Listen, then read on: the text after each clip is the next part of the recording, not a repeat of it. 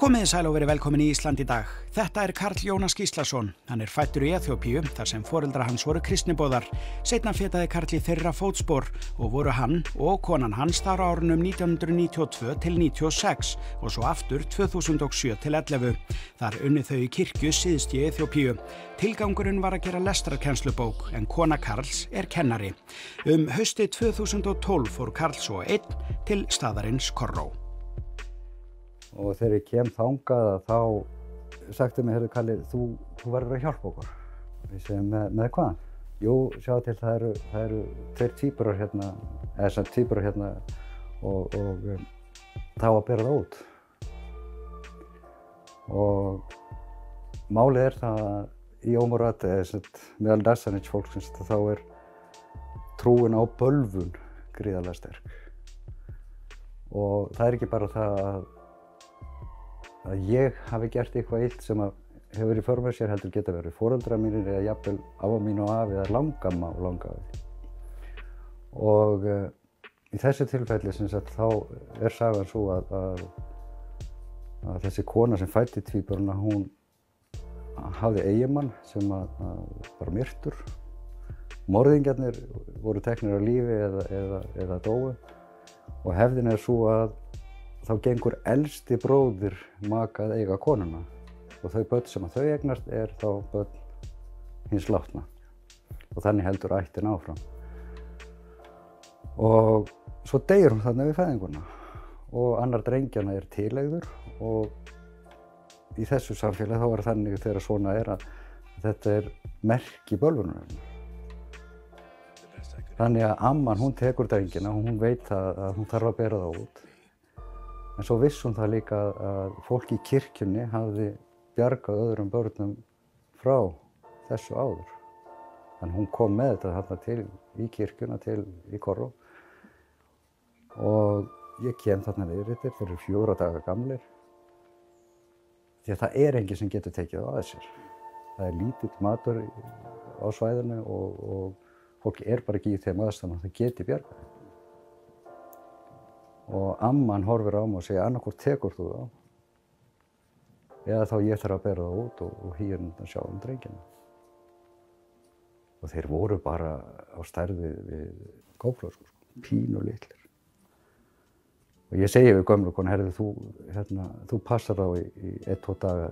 Ég verð að fara heim til Ómurat og reyna aðeins að undirbúa koma þeirra, svo kem ég tilbaka og sæki þá.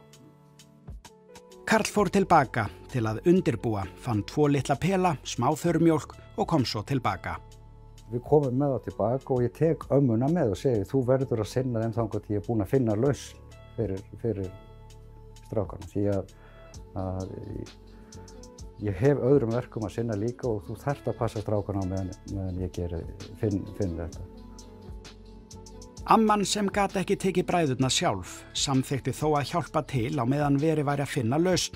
Karl vildi helst finna heimili fyrir strákana, en það var ekki að gerast, enda þorði enginn að taka þá. Ragnar Skram, framkvæmdastjóri hjá SOS, hann mágur minn. Hann sendi mér skilaboð þegar hann sér að þetta ekkert að ganga. Á ég að tala við SOS í Eþíópíu og biðja að hjálpa okkur. Og ég jánka því að ég búinn að finninga aðra lausn. Eftir 2 daga kom svar að drengirnir komist inn í SOS Barnaþorp, en skriffinskan, hún tæki tíma. Gamla konan, amman, hún sinnir strákonum og ég segi svo við að heyrðu, við getum ekki haft þá svona nafnlausa, þeir verða að heita eitthvað. Og hún horfir alveg hneyksluð á mig og segir, mínir strákar? Ég á ekki til, þetta eru þínir strákar.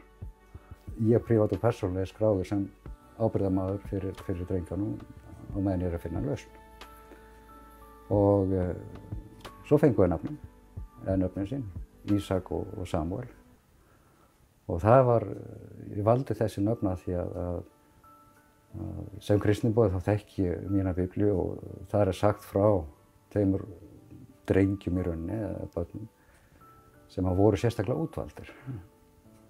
Og annar þeirra var Ísak sem var svo ættfaðir Ísraelsbarna og svo Samúel. Karl segist trúa því að strákarnir séu á vissan hátt útvaldir, enda hafi hann verið á réttum stað á réttum tíma, en svo gerðust hlutirnir þó heldur hægt og... Gamla konan eftir 2 vikur, þá segir hún, nú er ég farin. Og gamla konan var alkohólisti, ég vissi það. Og ég vissi það að þörfin hjá henni var það að hún þurfti að fá áfengi. Og það er svona hluti sem ég þekki sjálfur sko, því að ég er sem sagt hamingjusamur, þunglyndur alkohólisti. Og ég veit hvað það er að búa með alkohólisma. Svo ég segi við gamla konu, herðu, ef að þú ferð út hérna, þá kemur þú ekki fullt tilbaka.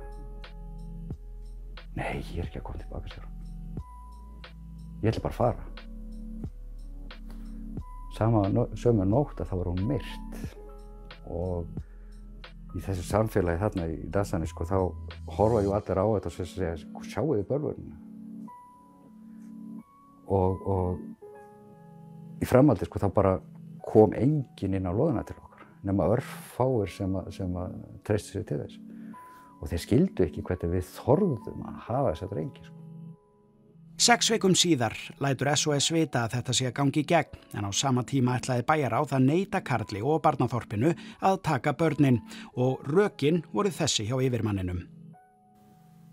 Ég veit ekki betur en að þú ætlar bara að taka strákana og svo bara ferðu með það til Kenýu eða eitthvað og svo tekur úr þeim nýrun og lifrina og magan og hjartað og allt saman og selur það bara sem varahluti.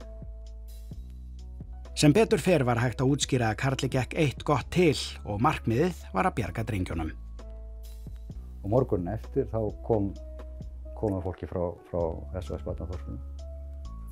Og þetta er svo flott kerfi sem þeir eru með, sko, því að þú getur ekkert mætt til SOS og bara afhendið börnum, þannig að þú mátt eiga þetta.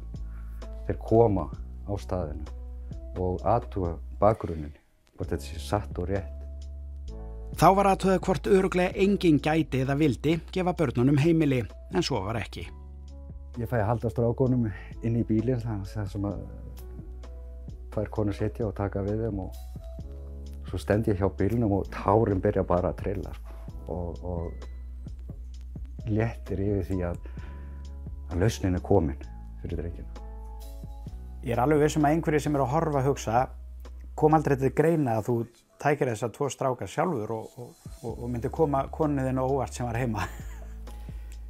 Nei, sko, fyrir nokkrum árum síðan þá lenti Eþíópar í því að það kom í ljós að það var dansk hreyfing sem svona ættleiðingarskrifstofa og það kom í ljós að tengillinn þeirra í Eþíópíu hafði ferðast Eþíópíu og tekið börn að sér sem þeir sögðu við foreldrana við ætlum að setja því til mennta og svo framvegis. Og svo voru þau bara seld í ættleiðingu. Þannig að Eþíópía undanfarin ár hefur verið lokuð fyrir ættleiðingu. Það hefði því aldrei gengið, en Karli þykir þó óhemju vænt Ísak og Samúel sem hann heimsækir mjög reglulega. Drengirnir eru komnir í var, þeir eru komnir í öruggt skjól og nú veit ég það að þeir eiga sér bjarta framtíð. Já, þeir eru í SOS barnaþorpi, eru orðnir 7 ára, eru saman, nánir, fá skjól, mat, föt og menntun. Og það er svo gaman að koma, sérstaklega núna kannski undanfarin svona 3 ár. Því að ég hringi alltaf áður og mæli mig á mót. Og þetta er flott hús og þarna eru 2 mæður með 10 börn. Svo opnast einna, sko, og svo koma strákarnir hlaupandi, Kalli, og svo beint í fangi á mér og hafi mér ekki tekist neitt nema þetta eina á þessum 20 árum sem ég er búinn að vera í Eþíópíu. Þá er það bara miklu meira en nóg. Karl er giftur 2 barna faðir, sonur hans á 2 börn, en Karl segist þó alltaf eiga 4 afabörn og segir Karl að þetta sem SOS er að gera þarna þetta er alveg ótrúlegt og ef þú átt ekki barn í einhverju svona kerfi, hvort sem er SOS eða eitthvað annað, þú hefur alveg efna á því að sleppa 1-2 lítra kók og 1 pítsu á mánuði og taka þá upphæð til þess að fjármagna líf og heilsu og framtíð eins barns. Eþíópíu, hvað sem í heiminum. Við getum þetta. Þetta bara 1 kók og pítsa. Og látum það vera lokaorðin, en Ísland í dag verður þá ekki lengra hjá okkur í kvöld, sjáumst aftur á sama tíma á morgun, þangað til, verið þið sæl.